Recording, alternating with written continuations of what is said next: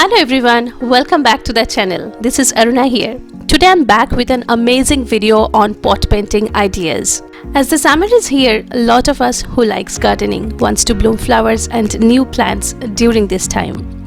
Most of the retailers hold single colored pots, and if you want to buy a multicolored or textured ones, it becomes very expensive.